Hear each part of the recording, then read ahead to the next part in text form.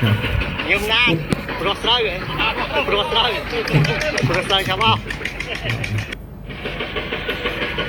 Jumnát, prostraven, čabal. Jumnát, prostraven, čabal.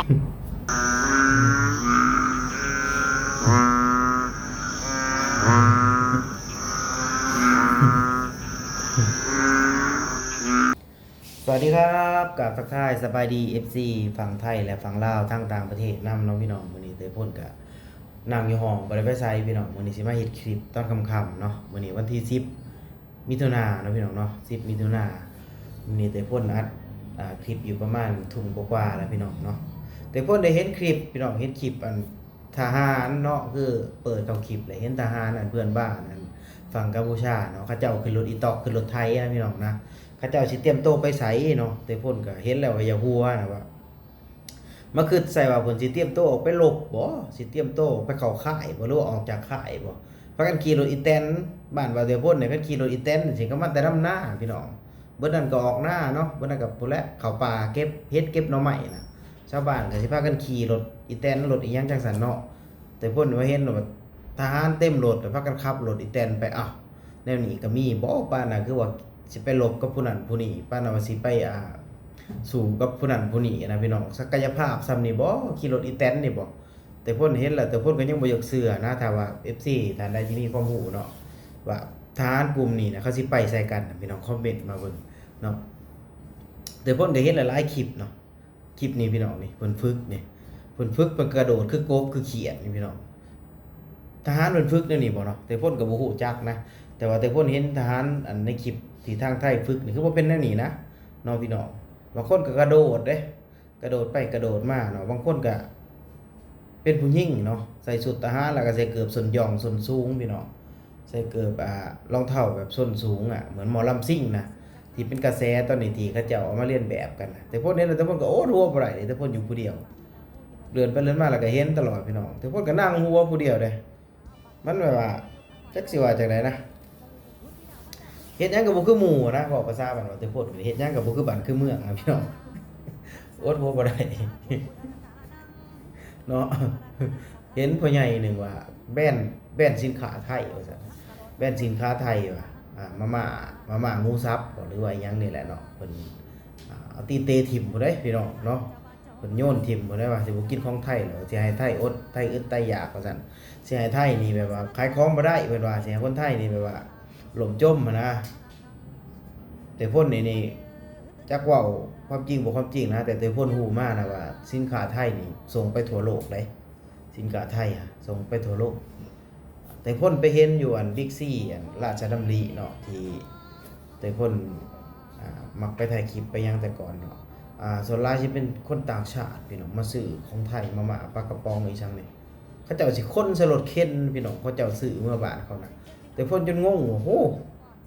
บ้านนั่นบ่ต่างชาติมักของไทยขนาดนั้นเลยบ่แต่พ่นงงนะพี่น้อง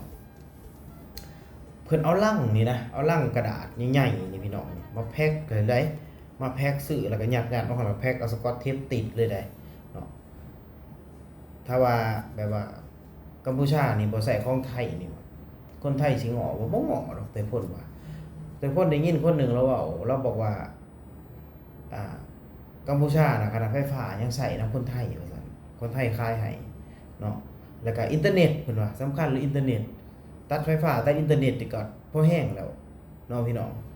คันว่าแม่นคือเพิ่นว่าเลยแต่คนได้ยินเขาเจ้าว่าอินเทอร์เน็ตกับอินเทอร์เน็ตไทยสิส่งไปให้กัมพูชาน่ะแม่นบ่เนาะแต่เพิ่นอยากถาม FC ทุกคนที่ว่ามีความรู้เนาะก็คอมเมนต์บอกได้พี่น้องเนาะทั้งเพิ่นคือครึ่งครั้งแท้นะแต่เพิ่นก็แบบว่าโอ้เนาะเฮ็ดหลายๆสิ่งหลายๆอย่างแล้วมันตลกแต่เพิ่นก็อดเว้าบ่ได้พี่น้องตลกแฮงเนาะจักพากันเฮ็ดอีหยังเพิ่นน่ะก็เต้นไปเต้นมาเต้นคือกบคือหยังนี่เนาะขี่รถอีตอกไปจังซั่นแม่นบ่พี่น้องเนาะแม่นบ่แต่เพิ่นเห็นคลิปนึง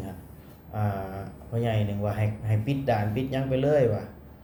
คนกัมพูชาบ่ง้อจังซั่นจังซี่เพิ่นเว้าหลายอย่างเลยแต่เพิ่นก็เห็นอยู่เนาะแต่เพิ่นก็เห็นอยู่ว่าบ่ง้อดอกแต่เพิ่นเห็นคลิปนึงบัดนี้แรงงานน่าจะแบบกลับบ้านหลายแฮงพี่น้องเนาะ ตอนที่เพิ่นปิดด่านตื่นตระหนกตกใจกันบ่แต่เพิ่นก็ฮู้บางคนก็บ่จักนั่งนบนั่งไหวแต่เพิ่นก็บ่เข้าใจภาษาเนาะที่เห็นเขาแชร์มาในเฟซในหยังอะนะพี่น้องเนาะมื้อนี้แบบว่าแต่เพิ่นมากับคำแล้วก็บ่จักสิอันนั้นแนวใดพี่น้องก็เลยแบบว่าอันลองมาเฮ็ดคลิปลองเบิ่งพี่น้องมาอันถามไทยพี่น้องเบิ่งนะแต่ละคนเห็นคลิปอยู่บ่พี่น้องเห็นคลิปอยู่คือแต่เพิ่นเห็นอยู่บ่ขี่รถอีตอกมั่งขี่ฝึกมั่งกระโดดคือกบคือหยังแล้วก็เห็นนายทหารผู้หนึ่งเนาะนายพลผู้หนึ่งคลิปนั่นน่ะเราสิอ้วนแห้งเลยน้ำหนักเราประมาณ100กว่าโลเลยอ้วนกว่าบ่เตพลอีกโอ้เตพลว่ะ